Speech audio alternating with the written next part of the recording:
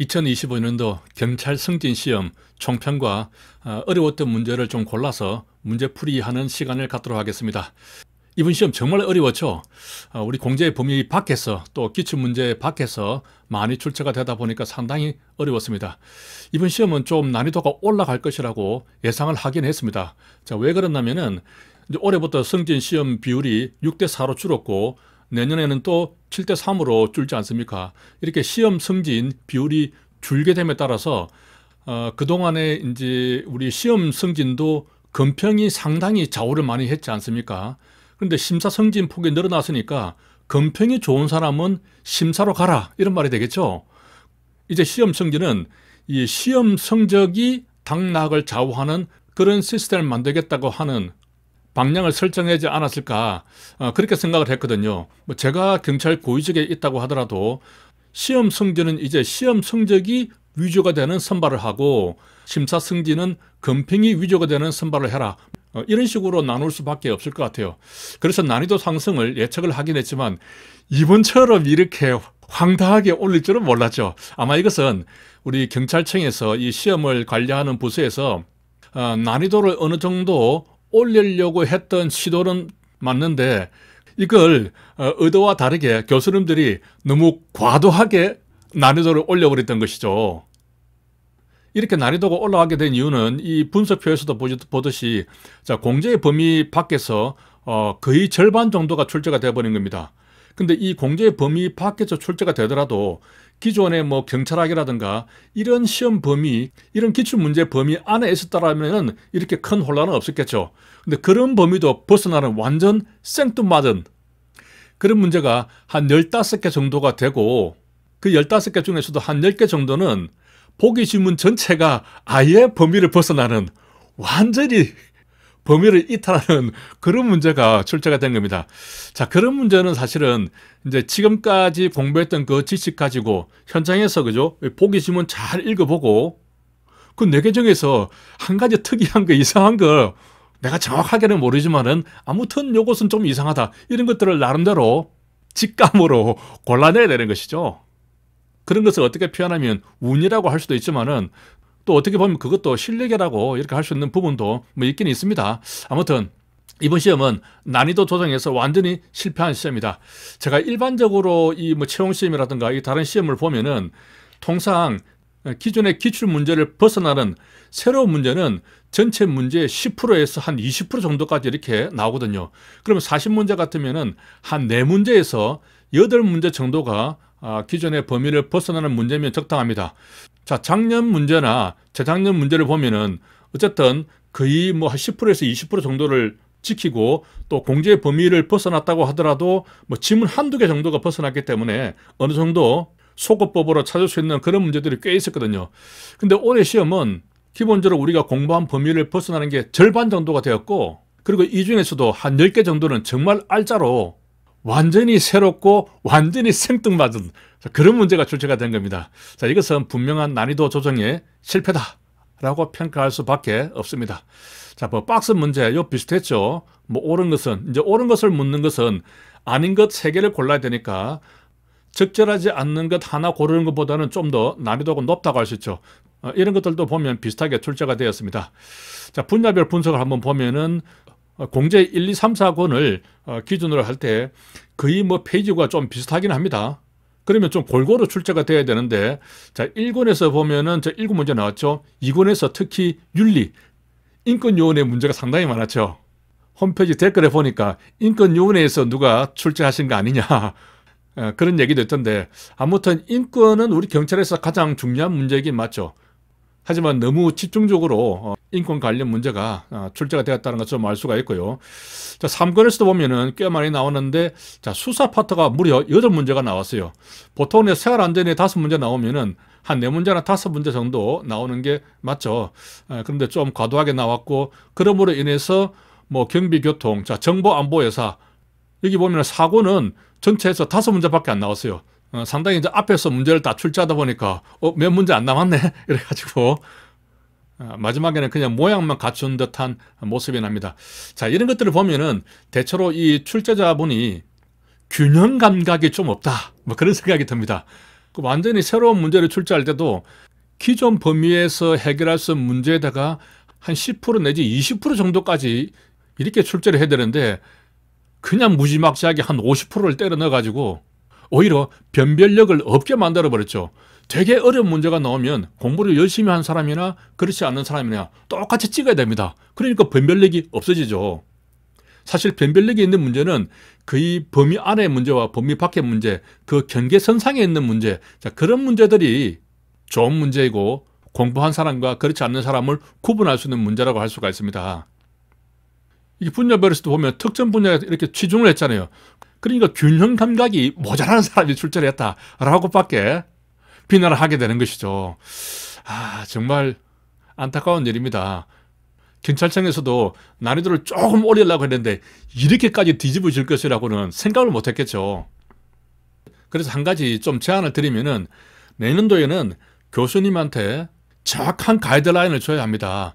공제책 범위, 공제의 범위를 벗어나더라도 기존 우리 경찰학에서 출제가 되었던 기출문제 범위, 자, 이런 것들을 완전히 벗어나는 새로운 문제는 4문제에서 8문제까지, 자, 그 정도가 적정합니다. 이렇게 딱 하는 것이 좋겠다라고 정확하게 가이드라인을 줘야 교수님들이 난이도 조정을 할 수가 있는 것이지, 이런 가이드라인 없이 그냥 난이도를 조금 올려주세요 이렇게 해버리면은 교수님 입장에서는 조금 올렸지, 하지만 우리 입장에서는 완전히 황당한 문제가 되는 것이죠. 아무튼 이번 시험을 계기로 해서 앞으로는 시험 성진을 포기하겠다라고 하는 사람들이 꽤 많이 나오고 있는 것 같습니다. 통상 그렇거든요. 시험 문제가 한번 어렵게 나와버리면은 내 머리로는 도저히 안 되는 모양이다 하고 이렇게 포기하는 경우가 생깁니다. 우리가 시험 승진 공부를 이렇게 많이 할수록 전체적으로 우리 경찰관들의 자질도 좀 올라갈 거 아닙니까? 이렇게 뭐 시험 공부할 사람만 하고 많은 사람들이 포기를 해버리면 이건 뭐 경찰청에서도 본래 의도했던 그런 취지하고는 좀 달라질 수 있다고 생각합니다. 자, 이런 점들을 좀 잘 고려를 해서 내년도에는 난이도 조정을 잘 해주시기를 바랍니다. 이번 시험에서 어려웠던 문제 한 20개 정도를 풀어보겠습니다. 작년에는 어려운 문제 한 7, 8개 정도를 풀었던 것 같은데 이번에는 한 20개 정도를 풀게 되었습니다. 자, 2번 문제 보겠습니다. 우리 경찰행정의 특수성에 관한 설명인데요.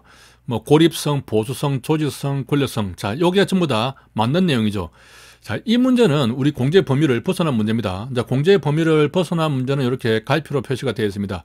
근데 이것은 이제 작년 채용 2차 시험에서 거의 뭐 그대로 나왔다고 할 수가 있어요. 자, 제가 요거를 이제 그걸 보여주기 위해서 그 문제를 그대로 따가지고 왔습니다. 자, 여기 보면은 경찰행정의 특수성에 관해서 자, 2번이 이거 답인데요. 경찰 조직은 예측하기 어려운 다양한 사안에 대해서 고도의 민첩성을 갖고 타부서 혹은 직원들과의 유기적인 공조체제를 갖추어 돌발적으로 발생하는 범죄 사건과 사고에 즉시 대응해서 합리적인 방법으로 해결할 수 있도록 해야 한다. 자, 이런 것을 조직성이라고 한다. 근데 틀린 지문으로 그죠 나왔고, 이것은 돌발성에 대한 설명입니다. 자, 그럼 조직성을 보면은 제 얼굴이 있어가지고 좀 가리네요. 돌발적인 위험에 신속히 대응하기 위해서 조직은 안정적이고 능률적으로 군대식으로 조직되어서 자, 제복을 착용하고 계급이 있다. 이렇게 설명이 되어 있죠. 요게 이제 우리 보면은 조직성입니다. 그죠? 요 부분이 조금 어려운 지문이라고 볼 수가 있습니다. 요렇게 되어 있고, 자, 나머지 보면은 뭐 권력성 그대로 나왔죠. 그죠? 권력성 그대로 나왔고, 뭐 기동성에 대한 설명도 있고, 위에 보면 위험성 이런 것도 있습니다. 자, 나머지는 조금 읽으면 그대로 볼 수가 있는 것이죠. 자, 이렇게 해서 이제 제가 채용 시험을 강조하는 이유가 뭐냐면, 이제 우리 공제의 범위를 벗어나는 문제 중에서 기존의 기출문제 범위 안에 들어가는 자, 이런 2번 같은 문제가 매년 한두 문제씩 출제가 된다는 것이죠. 이것은 특히 이제 올해 승진시험이 있었으니까 바로 전년도 채용 문제 여기서 출제가 됩니다. 그래서 이 내용은 제가 기존에 나왔던 이제 기출 변형 통합 문제집 있죠. 거기에 미처 실리지 못했죠. 왜냐하면 채용 2차 시험이 작년 8월 달에 있었으니까. 그래서 이것은 제가 카페에 올렸거든요. 그 카페에 올리면서도 분명히 이 공제의 범위를 벗어난 문제 중에서 이 기출 문제 안에 들어가는 문제가 반드시 출제가 된다. 꼭 봐라. 제가 이렇게 강조를 했잖아요. 그대로 나온 겁니다. 이번 문제 어려웠다고 카페에 보면은 글들이 많이 올라와 있는데 자, 이 문제를 그 기출문제를 통해서 확실하게 알고 있었던 사람 같으면 이런 2번 문제를 보면은 속으로 흐뭇하게 웃게 되는 것이죠.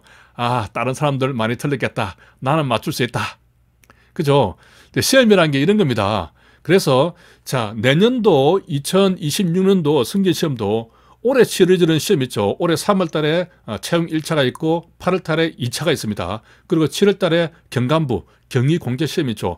이 세 문제는 반드시 마스터를 하고 들어가야 합니다. 이 기출문제들은 제 네이버 카페에 다 올려놓고 또 나중에 뭐 정원 문제가 생기면 정원도 제가 해드립니다. 그러니까 카페에 있는 기출문제를 꼭 참고하시기를 바랍니다. 자, 다음 문제 보면은 이제 또 조금 문제가 됐던 게 6번 문제 한번 볼까요? 자, 이건 이제 임용령에 관한 문제인데 15경찰 공무원을 면제시키는 사유입니다.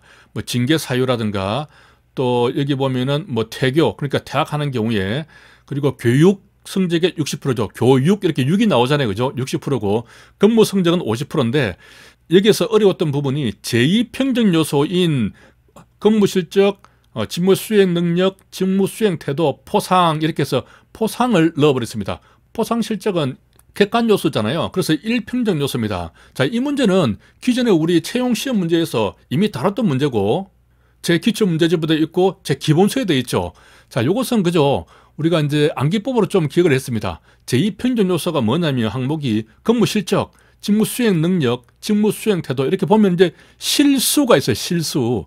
왜냐면은 제2평정 요소는 주관적 평가 요소잖아요. 그 주관적으로 평가 보면 실수할 수도 있죠. 그 실수 이렇게 기억을 하라고 했습니다. 그런데 좀 헷갈릴 수 있는 게 포상도 포상 실적 이렇게 나올 수 있거든요. 그래서 여기도 실이라는 말이 들어가지만은 우리가 포상은 그죠. 우리 상점은 객관 요소라는 것은 누구나 다 알고 있지 않습니까? 우리 경찰관 같으면 이건 뭐 누구나 아는 거죠. 그래서 이제 요걸 읽으면서 이 포상이라는 부분이 눈에 보이느냐 안 보이느냐 그런 문제인데 이 질문은 약간만 다르지 거의 그대로 우리 채용시험 문제에서 출제가 됐던 내용입니다. 제 기출 문제집을 봐도 거기도 다 나오는 문제예요. 자, 이 부분이 조금 어려웠다고 했고요.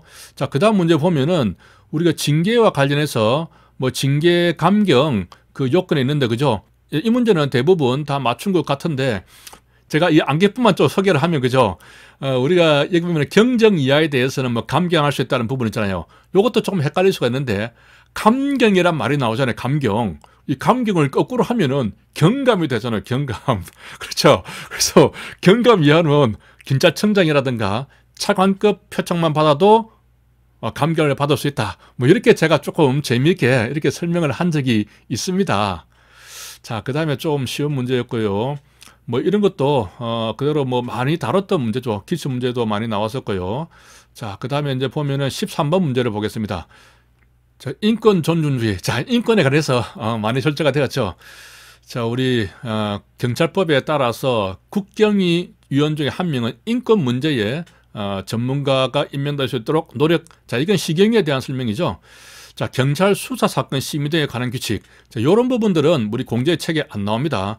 자, 읽어보면 시도청의 소속의 수사심의계는 수사심의 신청 사건 내용이 수사 절차에서 청렴, 인권, 또 부정 청탁 등 경찰 감찰 규칙 의무 위반 행위와 관련된 사항이면 우리 감찰 부서에 무조건 이송해야 한다. 이렇게 의무적으로 이송해야 한다. 조금 애매하죠, 그죠? 처음 보니까. 자, 그러면 이런 경우에 이제 우리가 기존에 공부했던 지식으로 소거법으로 들어가면 풀 수가 있는 문제입니다. 자, 3번 한번 볼까요? 자, 인권 침해, 편파 수사를 이유로 다수의 진정을 받는다. 수사 경과, 임의적 해제 사유죠.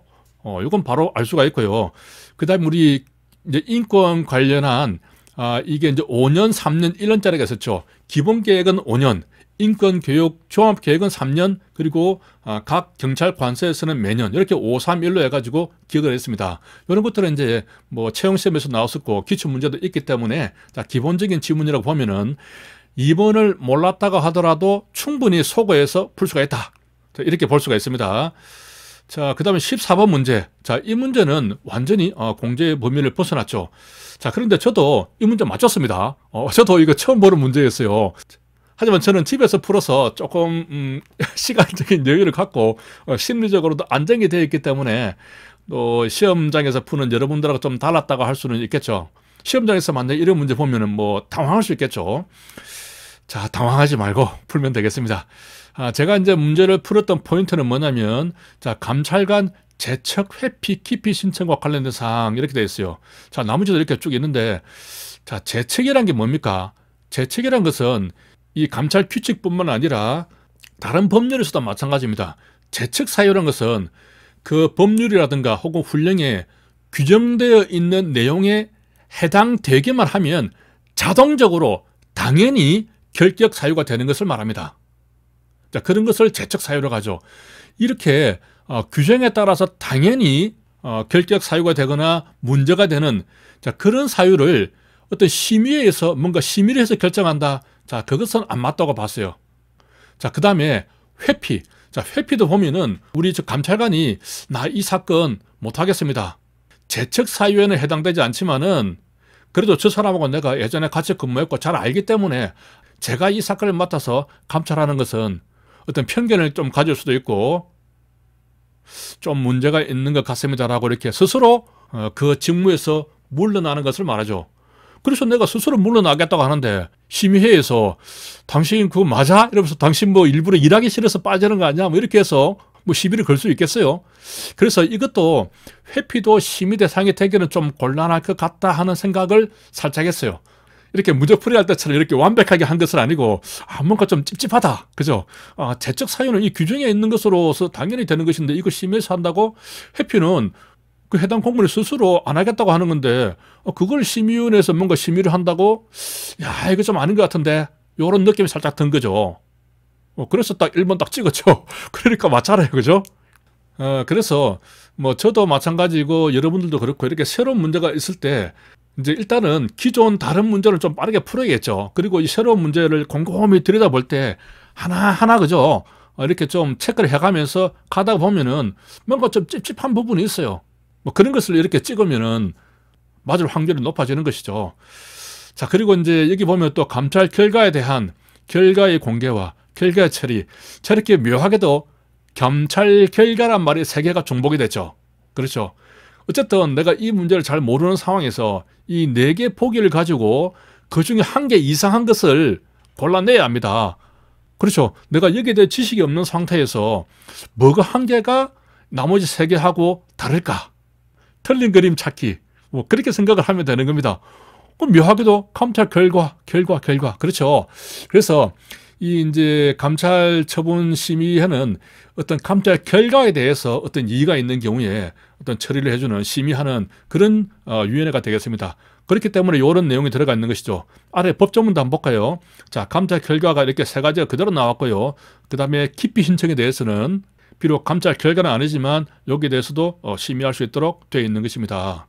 자, 이런 요령으로 문제를 풀어나가자는 겁니다. 다른 문제에서도 이런 비슷한 내용을 제가 계속 보여드리도록 하겠습니다. 자, 인권보호규칙 나왔죠. 인권위원회. 자, 경찰청 시도청 인권위원회는 인권과 관련된 경찰의 제도 정책 관행의 개성을 명령할 수 있다. 이건 사실 좀 쉬운 문제였어요. 자, 인권위원회가 자문기관이라는 것은 알고 있었죠. 우리가 자문기구로서 고인인, 그죠? 자생문은 열고 안으로 들어간다. 고인인, 고청처리위원회, 인권위원회, 인사위원회 이렇게 3가지만 있다라고 달달달 외웠습니다. 그러면 자문기관이기 때문에 자문을 한다는 것은 뭔가 권고한다든지 의견 표명한다든지 자 이렇게 의견만 표명하는 것이지 뭔가 의결을 할 수는 없는 것이거든요. 의결을 하게 되면 의결기구가 되는 것입니다. 그래서 명령한다, 뭐 명령한다는 것은 행정관청이 이 권한을 가지고 자기 이름으로 명령하는 거거든요. 자, 그런 개념에서 이것을 어떻게 보면은 공제 책에는 나오지 않지만은 기본적인 개념을 아는 것이냐 이렇게 물은 것으로 볼 수가 있고요. 그 다음에 인권위원회 임기는 유치된 날로부터 이제 그날부터 카운터가 되어서 2년간입니다. 이런 것들도 공제 책에는 없지만 우리 채용시험에서는 매번 나왔습니다. 상당히 중요하죠. 뭐 위원장은 연임할 수 없다. 뭐 그런 부분도 있고요. 그런데 위원은 2번 연임할 수 있거든요. 이렇게 2번 연임할 수 있는 경우가 상당히 드물어요. 우리 실무정합에 나오는 위원회 중에서 2번 연임할 수 있다. 요거는 이제 1번 연임할 수 있다. 이렇게 바꿔서 그동안에 기출이 많이 되었습니다. 자, 특별한 사유 없이 연속으로 정기에 3번 불참했다. 직무를 태만했다. 그러면 자, 위원회의 의견을 들어서 위원회를 해촉할 수 있다. 자, 이 문제도 공제의 범위는 없지만은 최근에 채용시험 기출 문제로 이건 분명하게 나왔습니다. 있는 문제예요. 뭐 어렵지 않고요. 자, 그다음에 뭐 자문기구로서 이렇게 되어 있죠, 그죠? 자, 이 부분은 우리 공제 범위 안에도 있고요. 자, 이런 식으로 좀 풀어나갈 수가 있었고, 자, 그 다음 또 보면은, 자, 18번 문제 보겠습니다. 자, 경찰 부표에 대해서 더티 해리 문제가 나왔죠. 요게 이제 공제에 책에는 없지만, 이 채용 기출 문제에서는 벌써 두세 번 문제가 나왔습니다. 뭐 어려운 내용은 아닙니다. 제 아도스 교재에도, 더티 해리 문제는 그대로 싣고 있죠. 자, 더티 해리 문제는 이제 더티한, 더러운 해리가 형사입니다. 요게 이제 영화 주인공인데요. 이 해리 형사의 어떤 더러운 행위, 더티 해리, 악질 형사 주인공의 모습을 그린 겁니다. 여기서 이제 인질 사건이 났는데 인질범을 체포를 했어요. 근데 이 인질범이 그 납치된 인질이 어디에 있는지를 말을 안 하는 거야. 그런 상황에서 이 더티 해리는 인질범이 말을 안 하니까 결국 뭐 다리에 총을 쏜다든지 이렇게 해서 고문을 하게 되는 겁니다. 그렇게 이제 어떤 정당한 목적을 위해서 그 수단을 불법하게 하는 것, 자, 이렇게 해도 되는 것이냐 하는 일종의 딜레마적인 문제이죠. 자, 남의 비행에 대해서 일일이 참견해서 도덕적으로 충고하는 것. 여기서는 비지바디넷에 대한 내용이죠. 뭐 기출 문제도 여러 번 나왔고요. 자, 더티 해리가 조금 어려워서 그렇지 사실은 뭐 어려운 문제는 아니었다고 볼 수가 있고, 자, 그 다음 19번 문제는 좀 어려웠죠. 자, 여기에 이제 문제에 좀 파란색으로 표시가 된 것은, 저도 틀렸다 하는 문제입니다. 저도 이제 전체적으로 문제를 풀어보니까, 세 문제를 틀렸어요. 근데 세 문제를 틀렸지만은 이 시험장에서 푸는 게 아니라 집에서 좀 편안한 시간에서 이렇게 풀었고, 그리고 좀 아리까리하고 애매한 문제, 찍어서 맞춘 것도 일단 맞춘 걸로 카운트를 했습니다. 그것도 실력이니까요. 그죠? 그래서 제가 순수하게 틀린 거 3개를 골라봤습니다. 자, 여기 보면은 경찰청 적극행정 면책제도 운영 개정인데요. 우리 그 훈령이죠. 여기 보면 면책이란 이렇게 해서, 자, 밑에 이제 법조문부터 먼저 보겠습니다. 경찰청 감사규칙 10조 1호부터 3호까지, 또 6호, 또 경찰 공무원 징계령, 징계 부과금, 이런 식으로 가하고 나만 이렇게 딱 나와 있어요. 우리 뭐 공제 책에도 있는 내용입니다. 이 내용은. 그런데 이제 경찰청 감사 규칙 10조 1호부터 3호가 뭔지, 6호가 뭔지 이런 것을 우리가 다 찾아보진 않잖아요. 근데 여기서 이제 이걸 찾아보고 요 내용을 그대로 문제의 보기신문으로 활용한 겁니다. 그래서 이 과목에 해당되지 않는 것은 뭐냐? 자, 징계 문책 요구, 시정 요구, 경고, 주의 요구, 개선 요구, 이렇게 딱 나왔죠. 그죠? 자, 그랬을 때 저도 이제 이 문제를 접근할 때 이 4개 중에서, 그죠? 이게 책임을 묻지 않거나 감면을 해야 되니까, 가장 약한 거라면은 뭐 책임을 물을 필요도 없잖아요. 감면해 줄 필요도 없잖아요. 그래서 이 4개 중에서 가장 약한 게 뭘까라고 생각을 했어요. 그래서 가만히 보니까 경고, 경고하는 거죠. 경미하면 경고하잖아요. 그죠? 개선은 뭐 우리가 이제 이 감사 규칙 암기하는 부분이 있었습니다. 시정 요구는 원상복구 뭐 이런 말이 들어가 있으면은 시정 요구를 해야 되고, 원시 모계 대권이잖아요. 그죠? 그래서 모순이 있으면 개선 요구를 해야 되고, 그다음에 경미하면은 경고하게 돼 있죠. 물론 경미하지만 현지에서 이 조치를 취하게 되면 현지 조치가 되는 것이죠. 그렇게 이제 감사 규칙을 기억을 했는데, 참 이런 거 보면은 그죠, 문제를 뭐 까다롭게 만들었긴 했지만은 이 문제를 출제하신 교수님도 엄청 머리 쓴 겁니다. 그죠? 이 적격 행정 이 규정 말고도 이 감사 규칙까지 응용을 해서 문제를 만들었다. 상당히 고민을 많이 하신 건 맞아요. 근데 그런 게 너무 과도했다는 거죠. 그런 건 뭐 그죠, 서너 문제 정도면 충분한데 이걸 절반 정도를 그런 문제를 만들어 버렸으니 너무 과도한 의혹은 부족함만 못하다. 뭐 그런 생각이 듭니다. 그래서 저는 이제 3번을 찍었는데 답은 4번이었습니다. 그죠? 뭐 어쩔 수 없습니다. 이것은 제가 아무리 봐도 이 내용을 가지고 이해를 해서 풀기는 조금 어렵고 헷갈릴 수 있겠더라고요. 이건 약간 기계적으로 뭐 시정 요구, 경고, 주의, 통보 이렇게 해서 뭐 징계 문책 요구는 당연히 이거는 감면을 해야 될 거 아닙니까? 그죠? 위에서 뭐 책임을 묻지 않거나 감면해야 되니까, 그죠? 징계 문책 요구는 당연하다고 보고, 자, 헷갈리는 3가지만 좀 기억을 한다면, 자, 2문자로 시경통. 이게 징을 넣어서 징시경통 하니까 말이 좀 안 되는 거예요. 그래서 시경통. 그래서 우리 시도청을 시경이라고 하지 않습니까? 시경의 통이다. 시경통. 식용통은 감면할 수 있다. 봐준다. 뭐 이렇게 좀 기억을 할 수도 있겠죠. 자, 그 다음 문제 보겠습니다. 자, 에크와 스펠맨은 경찰 관서에서 자, 문제지향적 경찰 활동의 지역 문제 해결에 적용할 수 있도록 자, 문제 해결 과정 모델, 자, 모델이라는 말이 나왔죠.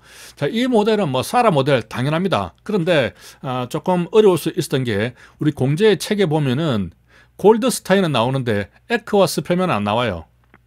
그래서 자, 에크와 스펠맨을 처음 본 사람은 야, 이런 사람은 누구지? 이 사람 누구지? 이렇게 해서 야, 이거 뭐 다른 것도 있나? 상당히 좀 헷갈릴 수도 있었던 문제입니다. 하지만 이제 채용 기출 문제에서 이 문제는 몇 번 다뤘어요. 그리고 이제 암기법도 있죠. 그죠? 에크와 스펠맨은 S 아닙니까? S. 사라 모델의 S가 처음 나오잖아요. 그죠? 사라, 조석, 응가 있잖아요. 그죠? 조사, 분석, 대응, 평가. 이렇게 두 문자를 빼면은 조석, 응가가 됩니다. 사라, 조석, 응가. 그리고 에크와 스펠맨, S. 이렇게 하면은 이건 완벽하게 기억이 되는 거죠. 사실 뭐 어려운 문제는 아니었고요. 자, 그 다음. 자, 112 신고 운영 및 처리에 관한 법률이 나왔는데, 자, 문제 대부분 지문이 동시행령이 나왔어요. 이 시행령은 공제의 책에도 없고, 그죠?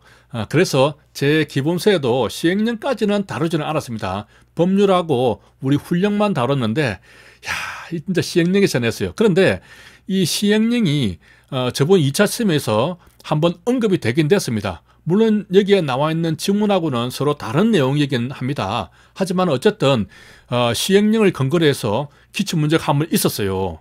자, 이렇듯이 이 바로 전해에 나온 이 채용시험 같은 이런 기출문제는 상당히 중요하고, 여기서 한번 언급된 내용은 이제 조금 깊게 들어가 본다고 하면은 시행령이 어떤 게 있지 이렇게 하면서 그죠, 공제의 책이 없다고 하더라도 몇 가지는 좀 체크해보는, 자, 그런 정도로 우리가 공부 범위를 조금 확장할 필요는 있다. 물론 처음부터 그렇게 확장하는 게 아니라 우리가 기본적인 우리가 꼭 공부해야 되는 내용들을 먼저 마스터를 한 다음에, 그렇게 우선순위를 잘 둬야 합니다. 기본적인 내용을 먼저 마스터를 한 다음에 내가 내 공부 범위를 조금 더 확장을 해야겠다라고 할 때, 내가 시간적인 여력이 있다라고 할 때, 그때 이렇게 이제 기출 문제 같은 것들을 가만히 보면서 시행령에서 한번 나왔네.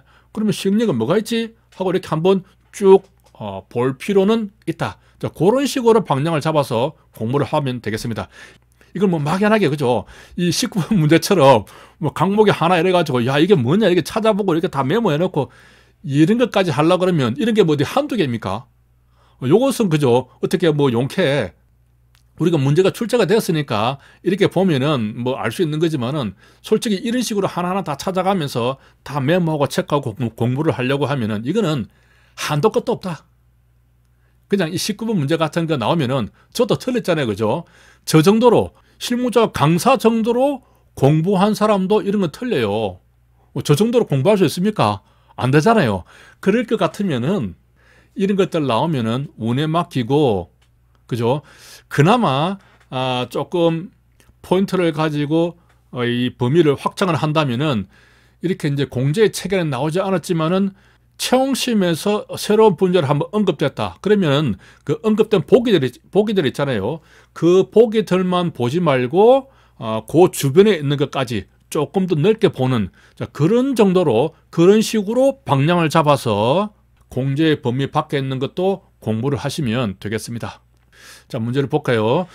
자, 경찰청장 등은 112 상황실의 출동 현장 상황을 실시간으로 확인하고, 요즘 보면 보이는 112도 있잖아요. 지휘하기 위한 목적으로 경찰관이 영상 촬영 장치를 착용, 휴대, 웨어러블이죠. 경찰 착용 기록 장치라고 할 수가 있죠. 자, 출동 현장을 촬영할 수 있다.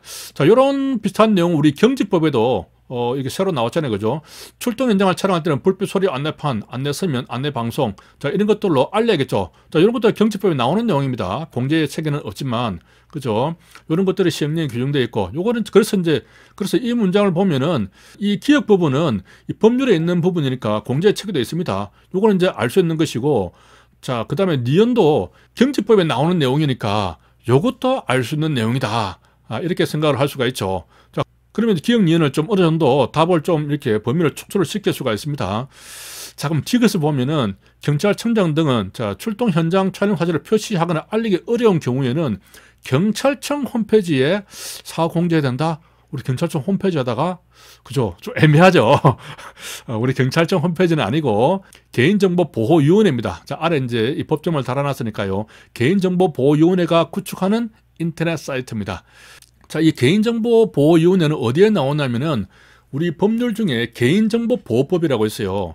그 보호법에서 설치가 되는 위원회입니다. 여기서 이제 개인정보 유출이라든가 CCTV 공개라든가 뭐 이런 것 때문에 서로 분쟁이 있을 때 이 개인정보보호위원회에서 분쟁 조정, 자, 그런 것들을 하거든요. 자, 여기서 구축하는 인터넷 사이트에다가 자, 그런 내용을 올린다라고 규정이 되어 있습니다. 자, 그 다음에 또 출동 현장을 촬영해서 수입된 영상 정보.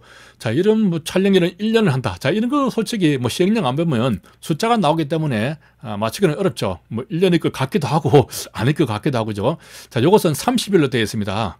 자, 이런 것들은 거의 뭐 맞추기 어렵다고 보면은 어쨌든 보기에 보면 기억 니은 아니면 기억 디귿이잖아요. 그죠? 이제 기억은 확실히 알았어요. 니은 부분은 우리가 경지법에서 봤기 때문에 이 니은이 디귿보다 훨씬 더 정답일 가능성이 높다라고 생각을 했죠. 이렇게 해서 이제 했는데 여기 맞는 답입니다. 이렇게 해서 이것도 맞췄고요. 자, 그다음 22번 또 제가 틀린 문제 나옵니다. 이렇게 표시가 되어 있죠.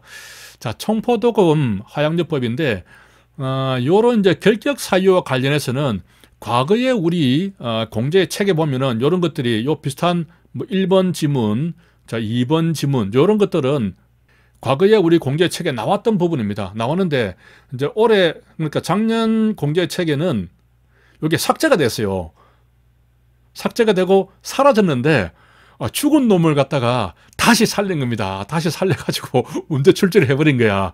사실은 이와 관련된 그 기출 문제도 있거든요. 기출 문제도 있고 또 공제 책에서는 죽었지만 이 교수님은 예전에 또 공부를 했을 거 아니에요, 그죠? 그러니까 이거 문제를 한번 내볼까 뭐 그런 생각을 한 것 같은데 진짜 꺼진 물도 다시 봐야 되고 죽은 놈이 이렇게 다시 살아날 줄은 몰랐습니다. 자, 이걸 보면은 결격 사유에서 20세 미만인 사람은 기본적으로 소지하면 안 돼요. 이게 이제 19세가 아닙니다. 20세로 되어 있고 다만 자, 대한체육회장이라든가 이런 선수들 있죠. 이런 사람들 공기총 뭐 이런 선수들은 당연히 휴대를 해야 될 거 아니에요, 그죠? 중학생, 고등학생들도 소지를 해야 합니다. 그래서 이런 사람들은 제외하도록 되어 있죠. 치매, 조현병 이런 정신적인 문제가 있는 사람은 이런 총을 가지면 안 되겠죠. 이건 뭐 상식적으로 그렇게 판단을 할 수가 있습니다. 자, 그 다음에 이제 금고 이상의 실형을 받고 집행이 끝나거나 자, 끝난 것으로 보는 경우를 포함해서 자, 5년이 지나지 아니한 사람 되었어요. 이게 이제 조금 어려운 부분이 있는데 자, 소지자의 결격 사유가 항상 이제 소지자가 나오면 그 제조업자 있죠. 제조업자하고 비교해서 문제가 많이 나왔어요. 그래서 총기를 소지하는 사람의 이 어떤 결격 사유 요건이 이 총기 등을 제조하는 사람보다 더 엄격하게 되어 있습니다.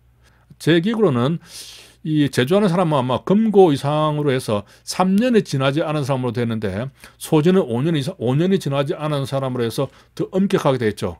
자, 이건 좀 어렵죠, 그죠? 그리고 이제 파산 선고를 받고 복권되지 아니한 사람. 자, 그러면 이제 어쨌든 이 4개 중에서 결격 사유에 해당되지 않는 것이니까 가장 약한 놈을 골라야겠죠. 가장 약한 놈. 좀 심하다 싶은 것은 결격 사유에 해당될 테니까. 그래서 저는 이제 이거 사실 3번 이거 조금 헷갈렸거든요. 이게 이제 5년, 3년 좀 헷갈리더라고요. 예전에 이거 암기했는데 요즘 안 하다 보니까 그래가지고 3번 찍었는데 틀렸어요. 4번이죠, 4번. 자, 파산 선고를 받고 복권되지 아니한 사람. 원래 이제 파산 선고라는 것은 경제적으로 사망 선고를 내리는 겁니다. 복권되지 않았으니까 이 사람은 이제 경제적으로 사망 선고가 된 사람이죠. 이런 사람이라고 하더라도 뭐 정신적으로 육체적으로는 사실은 좀 문제는 없는 사람이잖아요, 그죠? 그렇기 때문에 뭐 결격 사유에 해당되지 않는다라고 보면 되겠습니다. 자, 요 지문은 아래에 있듯이 제조업자의 결격 사유에 해당되죠. 왜냐하면 제조업이라는 것은 어느 정도 이 자본이 있어야 되는 거잖아요.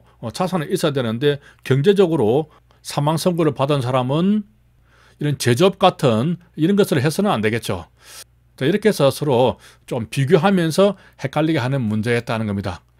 저도 이거 틀렸어요. 23번 또 틀렸습니다.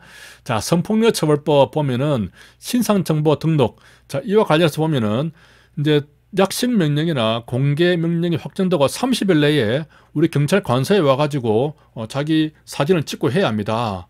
이건 맞죠, 그죠? 그리고 이제 20일 이내에 변경 사유가 있으면 또 제출을 해야 합니다. 자, 이런 것도 다 나와 있어요.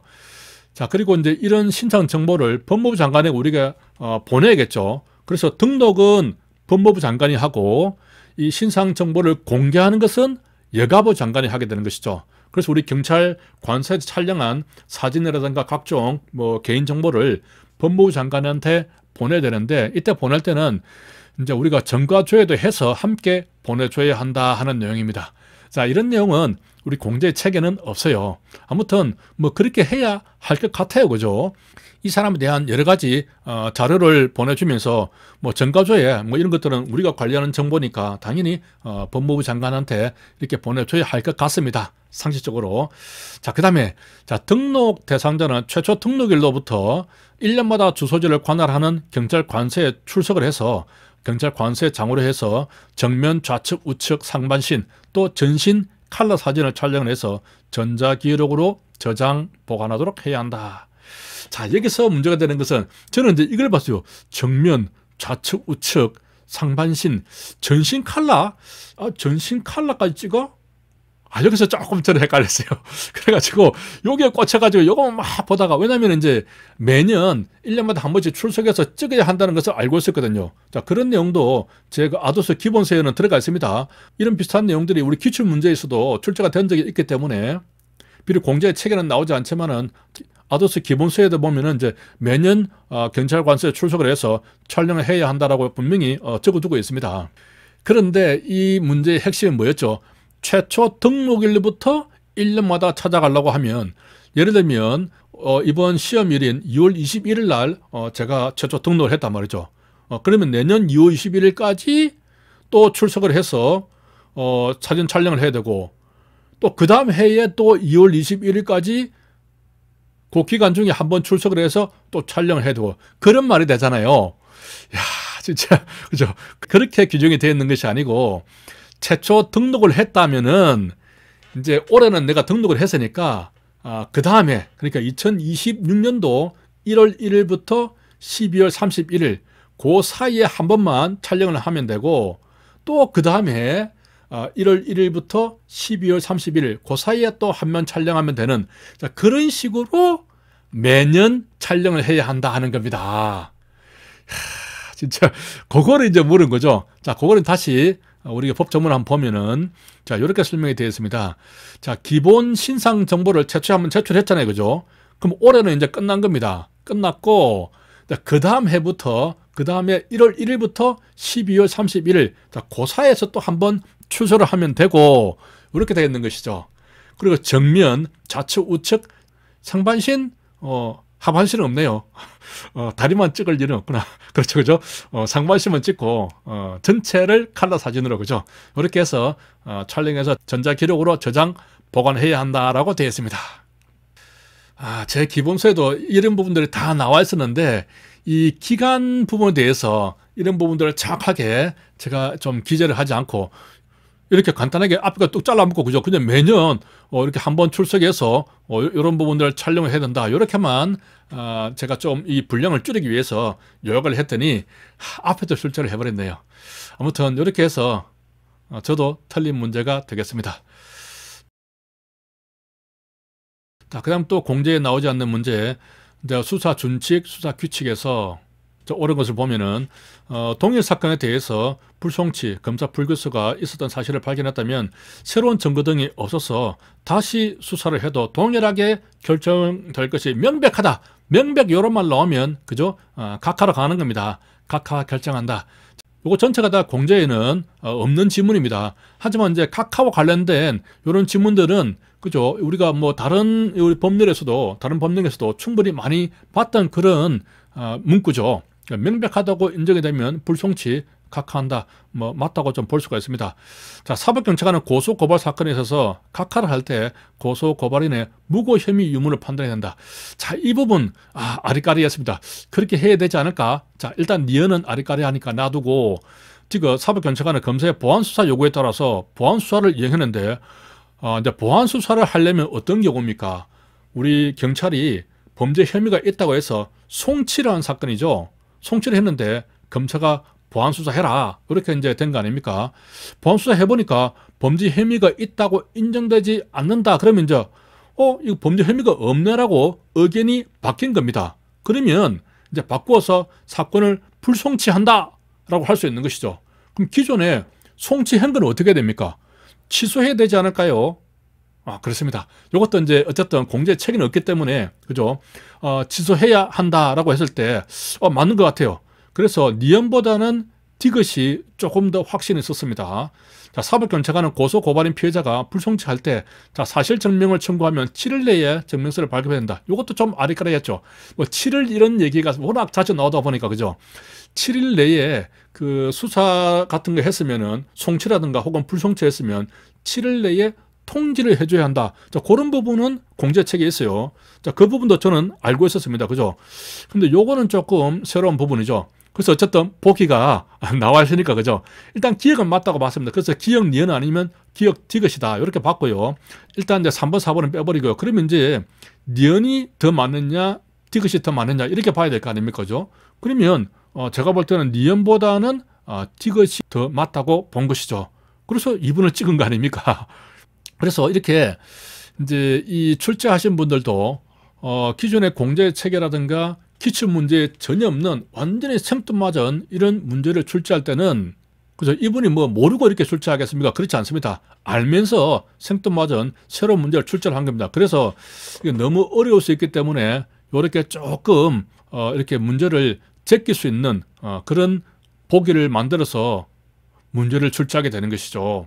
이런 거 보면 출제하신 분이 상당히 고민을 많이 했어요. 고민을 많이 했고 정성을 다하긴 했는데 너무 과도했다는데 좀 문제가 있을 뿐이지, 참 문제 만들려고 고민을 엄청 하신 것 같아요.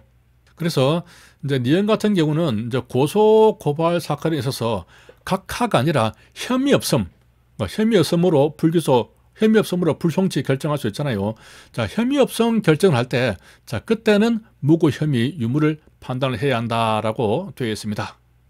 그리고 자, 이 사실 증명을 청구하면 지체 없이 증명서는 발급을 해 줘야 되고, 다만 이제 이 수사한 결과에 대해서 뭐 송치를 했던 불송치를 했던 그런 결과는 7일 내에 통지를 하도록 되어 있죠. 이렇게 정리를 하면 되겠습니다. 자, 계속해서 또 보면은, 자, 26번 문제. 자, 보면은 경찰 수사 규칙, 범죄 수사 규칙에서 적절하지 않은 것은 압수물.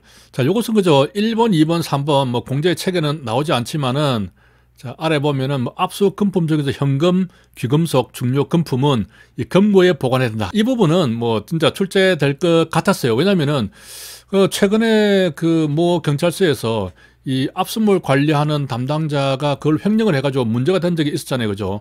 그래서 제가 모의고사 출제할 때도 이 문제는 제가 꽤 자주 출제를 했던 것 같습니다.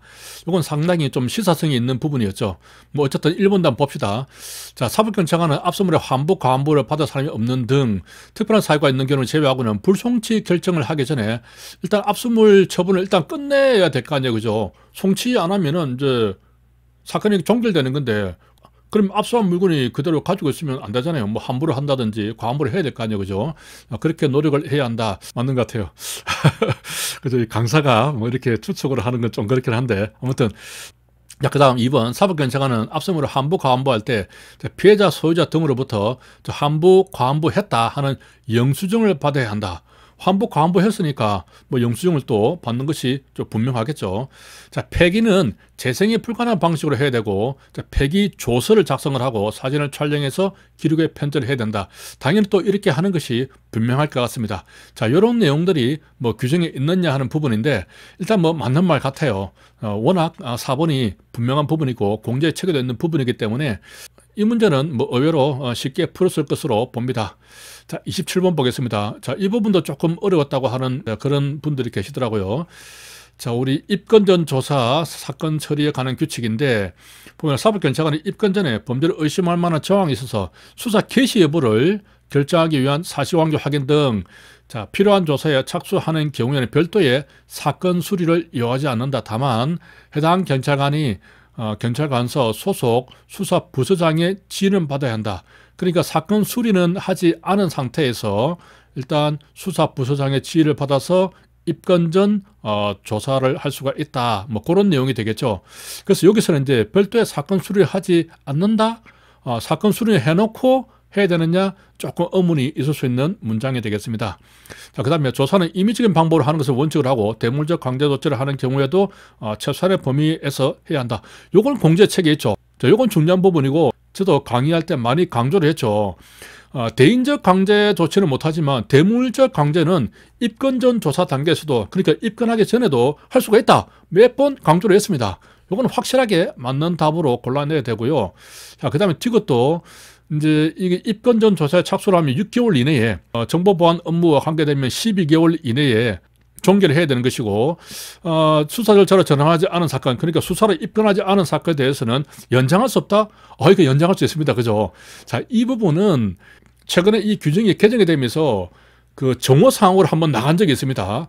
물론 이제 모의고사에서도 제가 출제를 한 적이 있습니다만은 정오상으로 나가면서 웬만한 우리 직원분들은 이 정오를 열심히 했으면은 이 부분 다 한 번씩 읽어봤을 거예요. 왜냐면은 이 부분 12개월 이 부분이 늘어나면서 정오가 된 부분이거든요. 그래서 정오를 제대로 했느냐 이렇게 착안해서 출제자가 출제를 하신 것 같아요.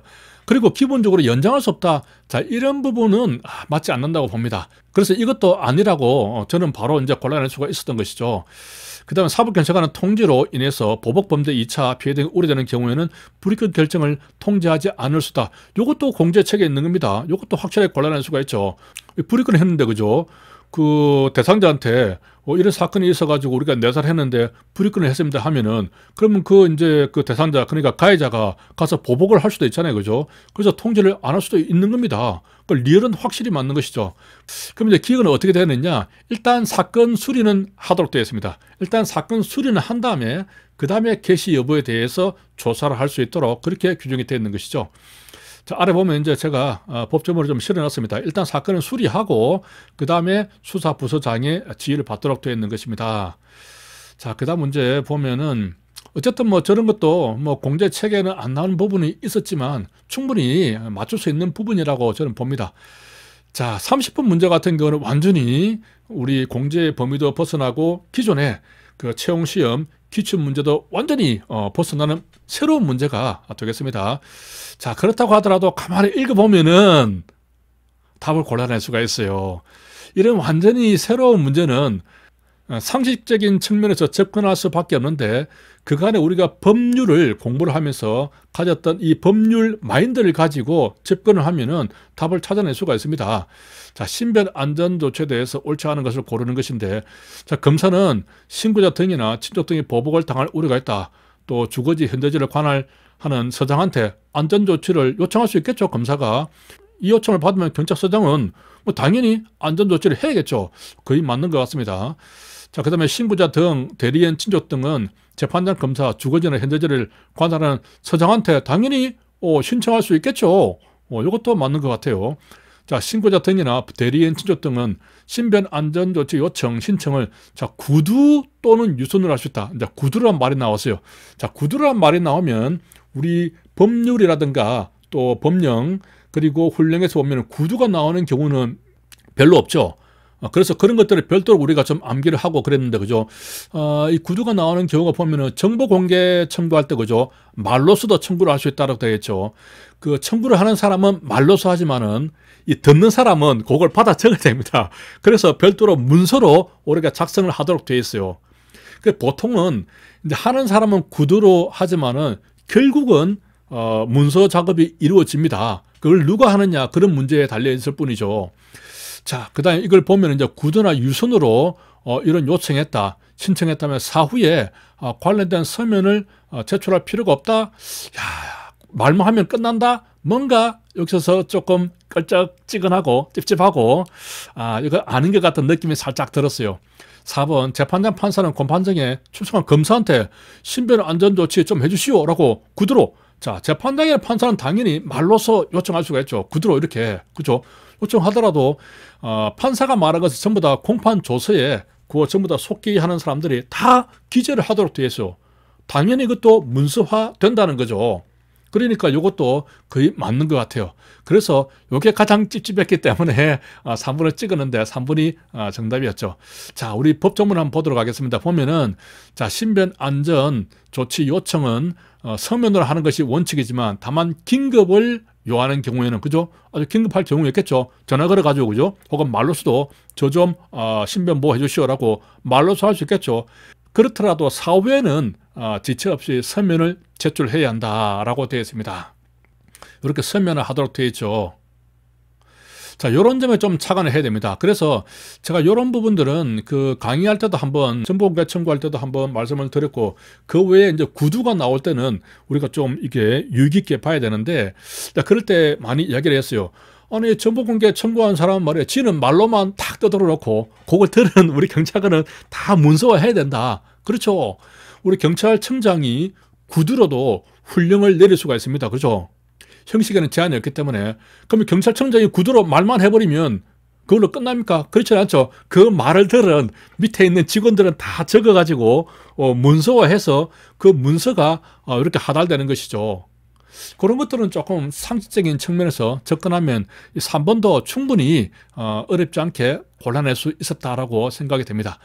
자, 그 다음에 31번. 자, 마약인데, 마약 중에서 향정으로 지정된 약물로 적절한 것은 되었죠. 자, 이 내용은 완전히 공제 체계도 없고 기존의 기출 문제에도 전혀 없었던 완전한 새로운 문제이고, 자, 이런 문제, 이런 새로운 것을 만들어내기 위해서 우리 출제하신 분께서 상당히 고민을 많이 하셨던 것 같아요. 자, 이 출제자는 시사성이 있는 것을 시험 문제화 하려고 노력을 많이 한 것 같아요. 저 앞에 나왔던 그 압수물 관리하는 부분 있죠. 그것도 시사성이 있는 문제거든요. 근데 마약도 그죠. 최근에 마약 문제가 얼마나 심각하게 되었습니까? 그죠. 그래서 기존에 우리가 알고 있는 그 마약 범위를 벗어나서 여기까지 한 단계 더 어떻게 보면은 좀 진도를 나갔다라고 할 수가 있는 것이죠. 저는 이제 이 답이 펜타민인데, 펜타민 말고 케타민을 조금 접목을 했어요. 왜냐하면 예전에 그 이성균이가 자살을 했지 않습니까? 그 이성균이가 자살했을 때 그 맞았던 약물이 그 케타민이었거든요.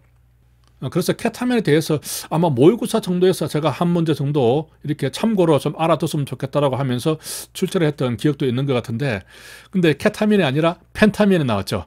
근데 이것도 보기를 가만히 보면은 풀 수 있는 문제였다. 저는 풀었거든요. 자, 어떻게 풀었느냐? 뭐 알약의 모양이 나비 모양이다. 전혀 몰랐습니다. 뭐 나비약, 그죠? 중추신경을 흥분시킨다. 보통 이제 이 향정이 보면은 그 다이어트 이렇게 약품으로 나왔다가 환각 물질이 있어가지고 향정으로 발전되는 경우가 많았어요. 그죠? 이것도 좀 그런 경우이다. 다량으로 복용하면 좀 환각 증세가 있다. 자, 향정으로 이렇게 지정되어 있다. 근데 가만히 보니까, 자, 옥시코드는 뭡니까? 우리가 이제 우리 마약류를 보면은 세 가지가 있죠. 마약이 있고, 대마가 있고, 향정이 있습니다. 향정이란 것은 원래 향정신성 의약품이잖아요. 원래는 약품으로 만들었어요. 약품으로 만들었는데 이걸 먹다가 보니까 환각 증세 같은 게 나타나는 거죠. 그리고 중독이 되는 거죠. 그래서 향정 의약품입니다. 의약품. 어쨌든 의약품인 것은 맞아요. 이렇게 해서 이제 향정으로 해서 별도로 관리하고 있는 그런 약물을 말하는 겁니다. 근데 마약은 원래 약품으로 나온 게 아니죠. 그래서 마약으로 되어 있고, 그 다음에 대마가 있고, 향정이 있는 거죠. 근데 마약에는 어떤 종류가 있습니까? 천연 마약이 있고, 반합성 마약이 있고, 또 완전히 합성된 인공적인 물질로만 만든 합성 마약, 이렇게 세 가지가 있다. 뭐 이런 것들은 제가 강의 중에도 강조를 했습니다. 그래서 천연 마약에는 뭐가 있습니까? 양귀비 같은 거. 양귀비를 가공하면은 아편이 되고, 아편을 가공하면 몰핀이 됩니다. 모르핀. 그리고 모르핀을 또 가공하면 헤로인이 되는 것이죠. 그렇게 이제 가공을 많이 거쳤기 때문에 헤로인 같은 경우는 이제 반합성 마약이 되는 것이고, 몰핀까지는 천연 마약이 되는 겁니다. 자, 아무튼 이제 천연 마약에 들어가는 내용, 종류는 우리가 암기를 했어요. 끝에 인이 들어가죠. 천연 마약 안에 들어가기 때문에 끝에 인으로 끝납니다. 코데인, 코카인 그런 것이죠. 그리고 이제 이것하고 구분해야 될 것이 그 한류의 마약이죠. 한류의 마약은 중독성이 없기 때문에 그냥 의약품입니다. 마약이 아니죠. 그 한류의 마약의 종류를 묻는 기출 문제가 있었어요. 이것은 어떻게 구분하죠? 중간에 코가 들어갑니다. 코. 그죠? 코라는 글자가 들어가면 전부 다 한류의 마약이다라고 생각을 하면 됐었는데 여기도 코가 들어갔죠. 하지만 뒤에 인이 있기 때문에 천연 마약이 들어가고, 자, 옥시코돈 같은 경우에도 코가 들어가지면은 요건 반합성 마약이죠. 그래서 별도로 우리가 암기를 했습니다. 자, 반합성 마약은 반항하면 하오케. 자, 반합성할 때 반합을 조금 빨리 읽으면 그죠? 반항하면 하오케, 하이드로폰, 옥시코돈, 헤로인 이렇게 기억을 했죠. 하오케. 그래서 이것은 반합성 마약이라는 것을 알 수가 있고요. 코데인은 천연 마약이라는 것을 알 수가 있습니다. 그리고 해시씨는 당연히 대마죠. 대마가 이제 대마초 그 잎이라든가 꽃을 가지고 만들고 거기에서 이제 기름을 짜는 게 해시씨 오일이잖아요. 그죠? 그래서 이것은 대마라는 것을 바로 알 수가 있어요. 그러면 남는 거 하나 펜트민 요거라고 할 수가 있죠. 요거는 모르겠어요. 저 같은 경우는 요건 쉽게 이거 바로 이걸 보면서 그죠? 약간 당황했지만 이걸 바로 보면서 바로 쉽게 골라냈거든요. 이런 것들도 사실은 이제 뭐 이 천연 마약이다, 또 반합성 마약이다 이렇게 제가 구분해서 기억을 했던 이유는 뭡니까? 공제 책에는 나오지 않지만은 그간의 기출 문제에서 많이 나왔기 때문에 다뤘기 때문에 그런 것들을 종류별로 암기를 해왔던 것이죠.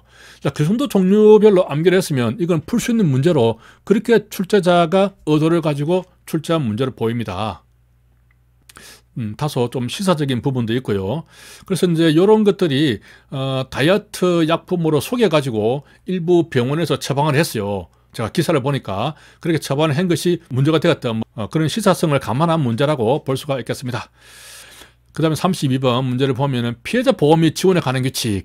자, 이 규칙도 경찰청 그저 훈령인데 공제 책에는 나오지 않아요. 자, 이런 경우 또 이 네 가지 중에서 뭔가 특이한 하나를 골라내면 되겠죠. 성폭력, 아동학대, 가정폭력, 자, 피해자에 대한 특별한 배려가 필요한 사건을 접수한 경찰관은 담당 부서의 피해자 보호관들에게 인계하여 상담을 받을 수 있도록 조치를 한다. 맞는 것 같아요. 그죠? 뭐 이런 것을 접수를 했으면 뭐 담당 경찰관한테 인계를 해서 상담받도록 해야 될 거 아닙니까? 그죠? 경찰관은 피해 사실을 접수한 때 한해서 이런 말 나오면 뭔가 좀 이상하다. 바로 딱 봐야겠죠. 한해서 이것만, 그죠? 이런 것들은 우리가 감각적으로 뭔가 좀 의심을 해야 됩니다. 한해서 피해자가 또 원하는 경우에 한해서 피해자 지원 제도 유관 단체 정보를 제공하고 인계해야 된다. 엄청 소극적입니다. 그죠? 아니, 피해 접수한 때 한해서 정식으로 접수한 때 한해서 한다고? 이건 좀 뭔가 아닌 것 같은데. 그죠? 체크. 경찰관은 조사 시작하기 전에 피해자의 가족 등 피해자와 신뢰관계에 있는 자를 참여시킬 수 있으면 고지해야겠죠. 뭐 이런 것도 당연하게 다른 우리 법률에도 많이 나왔습니다. 그죠? 또 경찰관의 심리적 불안감을 느끼는 등 대질 조사를 하기 어렵다 인정되면 당연히 분리해서 조사하는 등 2차 피해 방지를 위한 노력을 해야겠죠. 이것도 당연하게 우리가 받아들일 수 있는 문제라고 봅니다. 자, 그러면 2번을 찍어야겠죠. 자, 한번 보겠습니다. 경찰관의 피사실 접수 여부와 관계없이 당연하겠죠. 피해자가 원한다면 그런 정보를 제공하고 또 상담받을 수 있도록 이렇게 인계하도록 노력을 해야겠죠. 뭐 당연한 얘기입니다. 자, 그 다음 좀 쉬운 문제였고요. 쭉 보면 이제 34번. 자, 이 문제도 좀 어려워했던 직원분들이 계시던데 사실 물리력 행사 기준 방법 요거는 이제 그간에 채용 기출 문제에서도 많이 나왔고 우리 공제 책에도 있죠. 그래서 우리가 순소, 적폭치, 허접, 저중고 이렇게 해서 뭐 되게 많이 암기를 했습니다. 근데 자, 가만히 보면은 3번 한번 보겠습니다. 현행범, 사형무게 장기 3년 이렇게 되면 긴급체포 대상이 되죠. 이런 사람이 도주를 해요. 그러면 경찰관의 최후수단으로 경찰봉으로 신체 중요 부위나 급소 부위를 찌르거나 가격한다. 자, 신체 중요 부위는 어디를 말합니까?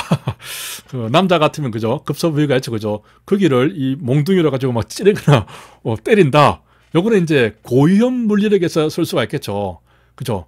근데 이 사람이 도망을 가고 있어요. 도망가고 있는데 그 부위를 어떻게 뭐 찌르거나 가격을 할 수가 있죠. 그것도 좀 애매하긴 한데 어쨌든 긴급 체포 대상자라고 해서 그 사람이 도주한다 그래서 무조건 하고 이 신체 중요 부위를 급소를 뭐 찌르거나 가격하면 안 되겠죠. 우리가 사기죄 같은 경우도 긴급체포 대상이 되지 않습니까? 카드값을 못 갚고 하면 그것도 사기죄가 되는데 너 카드값 100만 원 안 갚았어? 그걸 도망갈라 그래? 중요 부위를 때린다. 그죠? 기본적으로 좀 말이 안 돼요. 긴급체포 대상자라고 해서 고위험 물리력 대상자에 해당된다고 보기는 어렵다는 측면에서 접근을 하면은 자, 이 3번이 좀 애매하다고 볼 수가 있죠. 그러니까 중요한 물리력 이상에서 경찰봉을 사용할 때는 뭐 보고서를 작성해야 된다. 이런 것도 공제에 책임은 없습니다. 하지만 이제 3번에서 확실하게 이건 아니라는 부분을 좀 관련할 수가 있었어요. 자, 그런데 여기서 보면 이제 조금 헷갈렸던 분의 이야기를 들어보면은 원래는 이제 폭력적 공격 상태에서 이렇게 가격할 수 있잖아요. 그죠? 신체 이렇게 찌르거나 가격은 폭력적 공격에서 나옵니다. 공격, 가격, 그죠? 격격 이렇게 나가는 것이죠. 이때도 고위험 물리력은 아니기 때문에 자, 머리, 얼굴 등 신체 중요 부위는 피해겠죠. 근데 폭력적 저항 요런 말이 나오니까 이 말 좀 생소하다. 소극적 저항은 들어봐도 혹은 적극적 저항도 들어봐도 폭력적 저항은 처음 들어보는데 틀린 말 아니야? 이렇게 착각했던 분들이 계시는 것 같아요. 저도 좀 이상해가지고 이 규정을 찾아보니까 분명히 폭력적 저항 이상인 상태에서 이렇게 되어 있습니다. 그래서 이제 원칙은 폭력적 공격 단계라고 공식적인 이름은 되어 있지만 중간중간에 그 내용을 설명을 할 때는 폭력적 저항이라는 말을 좀 쓰고 있어요. 자, 이 경우 말고도 뭐 다른 경우 방패라든가 이런 경우에도 폭력적 저항이라는 용어를 쓰고 있더라고요, 보니까. 그래서 이렇게 나오더라도 이게 틀린 말이 아니라는 것을 뭐 알면은 좋겠죠, 그죠?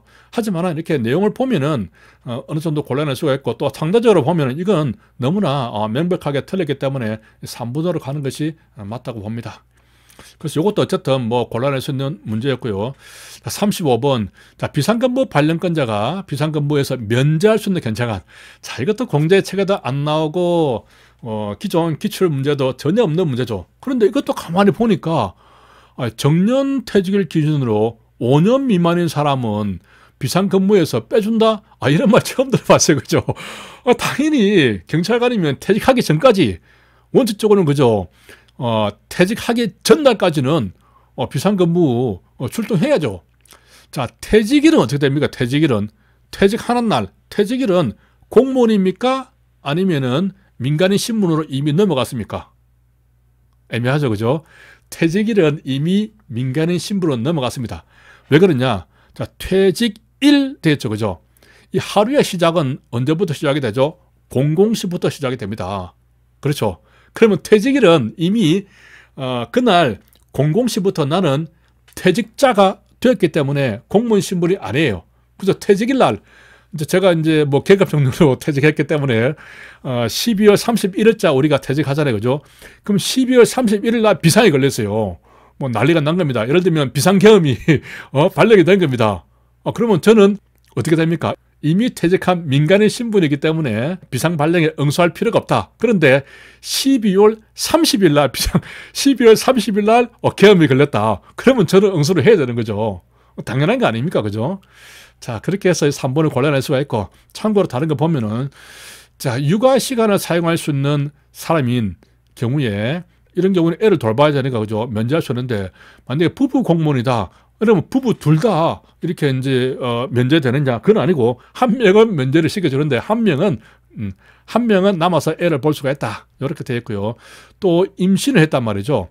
얼지 연습 기간 중에 뭐 비상훈련을 하다가 또 태아한테 좀 문제가 생길 수가 있으니까, 그죠?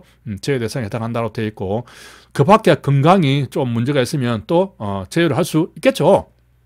뭐 다른 것들도 상식적으로 조금 접근할 수 있는 부분입니다. 자, 그 다음에 이제 보면 36번. 자, 음주운전 방지장치 부착 조건부 운전면허. 저는 이 문제 진짜 나올 것 같았어요. 이건 새롭게 도입이 되었기 때문에 비록 공제 체계에서 문제로는 나와 있지 않지만은 이론편에는 되게 자세하게 나와 있잖아요, 그죠? 그래서 여기서는 분명히 문제가 나온다고 보고 모의고사 문제도 되게 많이 제가 출제를 했습니다. 자, 그런데 야, 이거 면허 취소 사유를 가지고 만들 줄은 저도 예상을 못했어요. 요 문제와 관련해서는 저도 모의고사 문제를 만들지 않았죠. 왜냐? 여기까지 가는 것은 약간 지엽적이라고 봤고 공제책에서 문제화되어 있지도 않은데 여기까지 가면 너무 난이도가 높아질 것이다. 만약에 내가 이런 문제로 모의고사 문제를 만들면은 우리 직원분들이 화를 낼 것 같아. 짜증낼 것 같다. 그래서 저도 눈치를 보면서 그죠.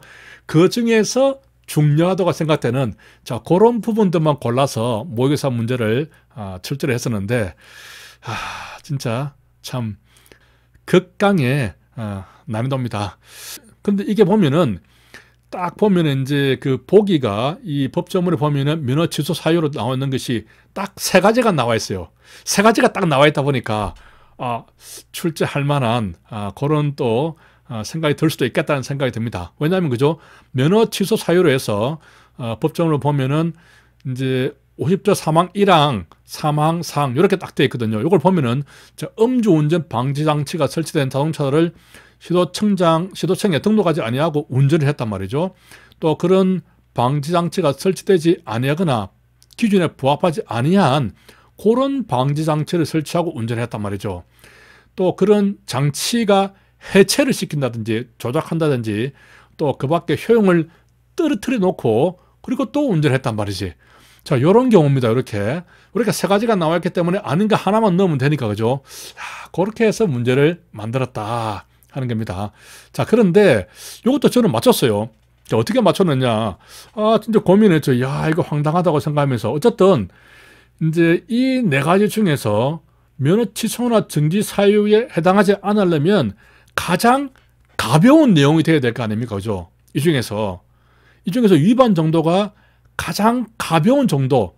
그러니까 나머지 세 개는 면허 취소나 정지를 해야 되고 너무나 가벼워서 그죠? 취소나 정지까지도 안 할 수 있는 것만 고르면 될 거 아닙니까? 잘 몰라도. 그래서 쭉 보니까 설치를 안 하고 네가 운전을 했어. 이건 당연히 취소를 해야지. 이건 뭐 볼 것도 없습니다. 그죠? 근데 설치되지 않았거나 기준에 부합하지 않고 운전했다. 이것도 설치 안 한 거 비슷하니까 이것도 취소 대상이 될 것 같아요. 느낌이. 그런데 보면 이제 자동차 운행 기록을 제출하지 않았다. 자, 정상 작동 여부를 검사하지 않았다. 여기서 조금 약하다는 느낌을 받았어요. 자, 그 다음에 방제 장치가 해체 조작, 효용이 떨어졌다. 해체를 시키고, 그죠? 지가 막 조작을 해버려. 효용을 떨어져. 지가 막 장난을 친 겁니다. 그래가지고 운전했단 말이지. 이런 것들이 발각이 되었으면 이것도 심각하다고 볼 수가 있는 거죠. 그래서 제가 보니까 단순하게 운행 기록을 제출하지 않았다는 게 제일 약하다고 봤어요. 그래서 찍었죠. 솔직히 찍었습니다. 그죠? 찍었고 나중에 제가 또 이 세 가지를 가만히 검토를 해보니까 자, 기본적으로 이런 장치를 어떻게 하고서 운전을 했잖아요. 그죠? 운전. 그 다음에 설치하지 아니하고 또 운전을 했잖아요. 운전. 또 해체나 조작을 하고 운전을 했잖아요. 어쨌든 면허를 취소 정지를 하려면 어떤 특이한 상황으로 해서 운전을 해야 운전한 것 때문에 면허를 취소나 정지를 할 거 아닙니까? 그죠? 그죠? 요거는 이제 제가 시험 문제 풀면서 발견해낸 것은 아닙니다. 그때는 뭐 급하니까 그렇게 발견을 못 했는데 가만히 뒤다 보니까 다 운전한 경우, 그죠? 요걸 한번 꺼볼까요? 다 운전한 경우, 자, 운전한 경우, 또 운전한 경우로 딱 돼 있어요. 이렇게 비교가 되는 겁니다. 아까 우리 감찰 그 규칙에서도 보면 그죠?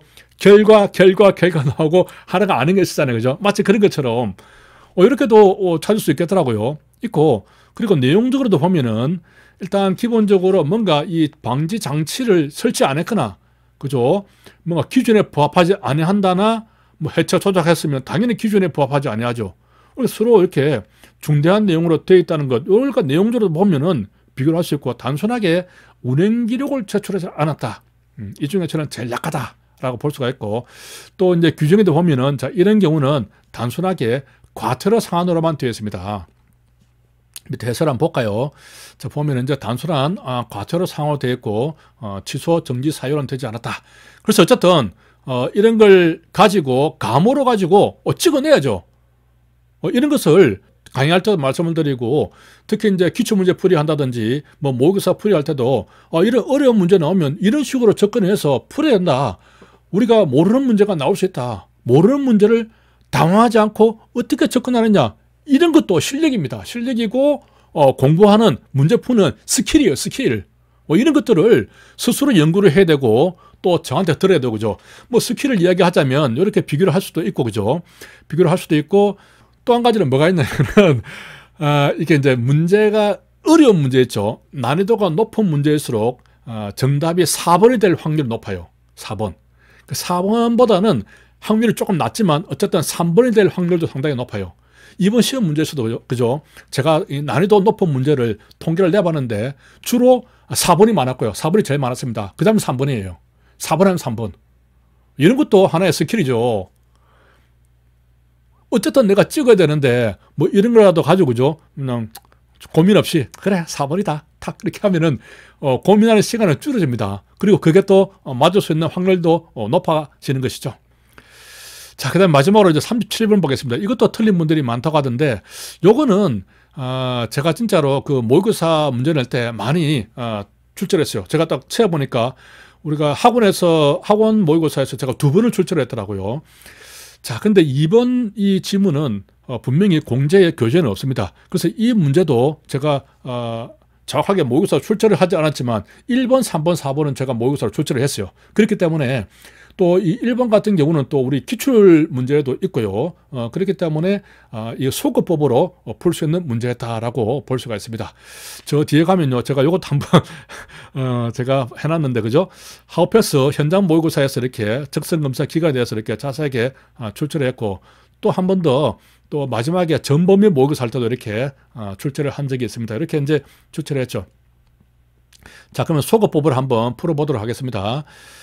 자, 제가 왜 이 문제에 좀 이렇게 집중을 했냐면, 최근에 보면 이제 이 고령자 이 교통사고가 많았잖아요. 그죠? 최근에 이 뉴스에도 보면은 뭐 고령자들 사고에서 뭐 급발진 사고다 이래가지고 논란이 많이 됐습니다. 그래서 고령자와 관련된, 나이와 관련되는 문제가 출제될 수도 있겠다. 저 그렇게 봤어요. 그렇게 봤고 시사적인 부분이 있기 때문에, 그래서 출제하신 분도 그런 부분이 염두에 둬서 이렇게 숫자를 많이 넣어서 출제를 하신 것 같아요. 솔직히 이 숫자들을 다 암기를 하는 게 쉽지가 않거든요. 쉽지는 않지만 특별히 이번 시험에서는 시사적으로 고령자 사고가 많이 주목이 되었기 때문에 출제될 수도 있겠다라고 제가 본 것이죠. 그게 적중을 한 겁니다. 자, 이게 보면은, 그죠? 65세 이상인 사람은 특별교통안전교육 권장교육을 받을 수 있는 나이에 들어갑니다.